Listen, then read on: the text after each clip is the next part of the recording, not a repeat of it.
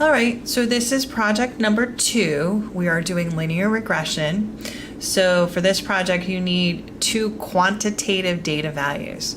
All right, and they have to have at least 25 values within each variable. All right.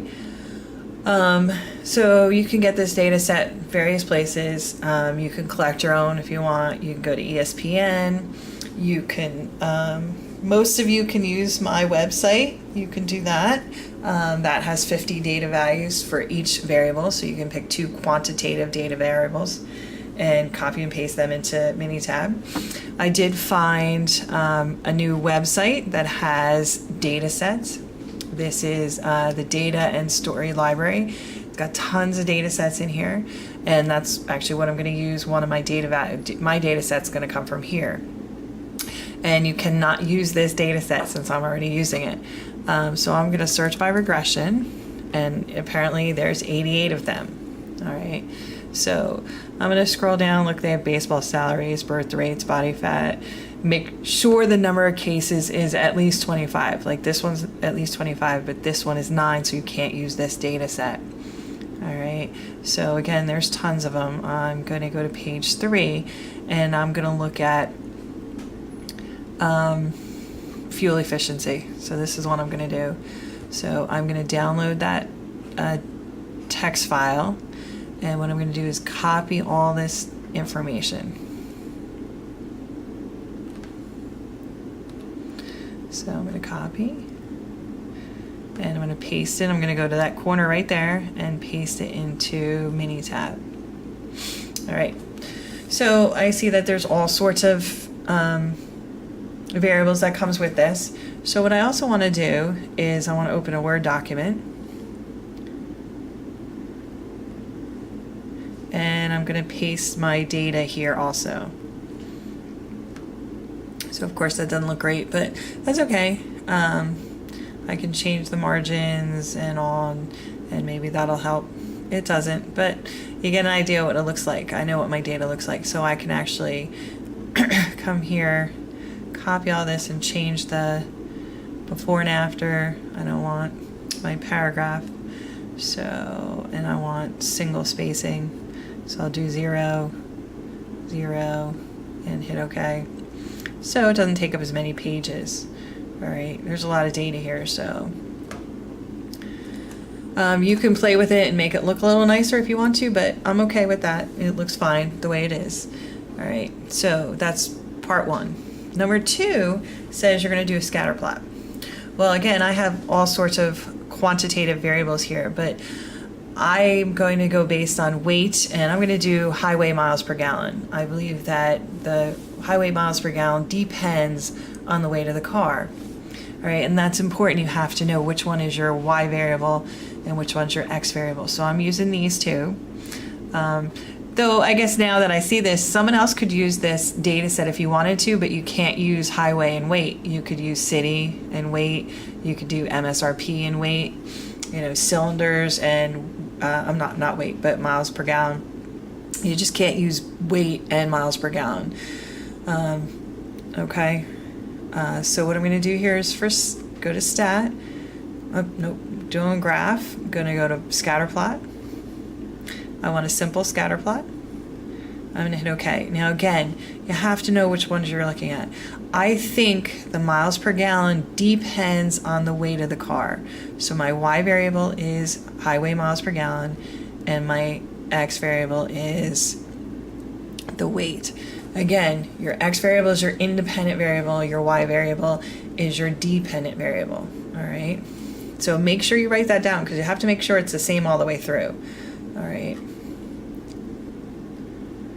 So there's my scatter plot, and it's doing exactly what I thought it would be doing. All right, so I'm going to come over here. I'm going to paste. So there's my scatter plot. Make it a little smaller, not a big deal. Number 3 says I'm going to do a fitted straight line. So I'm going to go to stat, regression. I'm going to do a fitted straight line plot.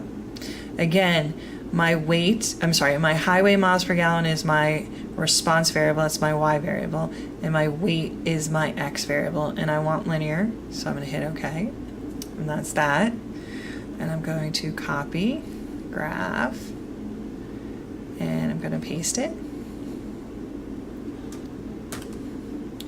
Again, I'm going to make it a little smaller because I'm going to have to take up 10 pages. Number 4 is I'm going to come up with a residual plot. All right, so what I do is I'm going to go to stat, I'm going to go to regression, I'm going to go to regression, and I'm going to go to fit regression model. So again, regression, regression, fit regression model. And again, my highway miles per gallon is my response. My weight is my predictor. Now, before I do anything, don't click anything yet. You're going to go to see where it says graphs. And I'm going to click where it says residuals versus fits. I'm going to click right there. And I'm going to hit OK. And I'm going to hit OK. Now for this, you're going to take this part of it. So you're going to copy this graph. I'm going to put it in my Word document here. But I'm also going to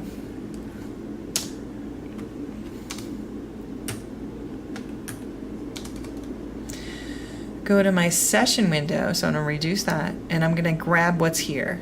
So I'm going to copy this. So I'm going to copy it as a picture.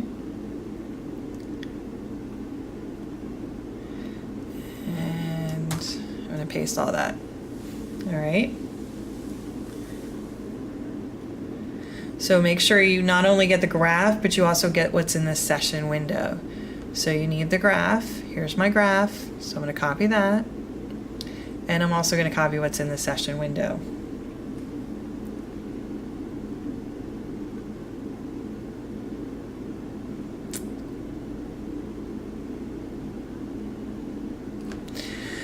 Number 5, you want all the observations. So I'm going to go back to stat, regression, regression, fit regression model.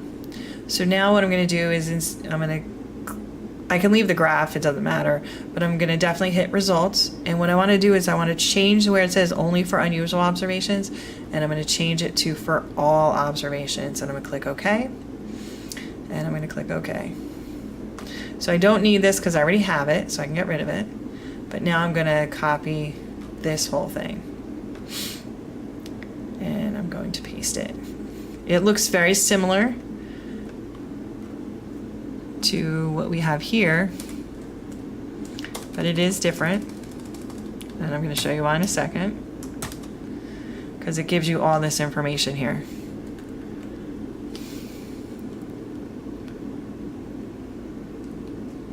So I can make this a little bit bigger so I can actually read it. So not only gives me information about my unusual observations, like the one up top, you can see that I know these are my unusual observations, but it gives me all the information for all my data values, and that's what I need. All right, and that's it for Minitab. That's all you have to do for the Minitab part of it. Okay. The rest are just answering questions based on Minitab.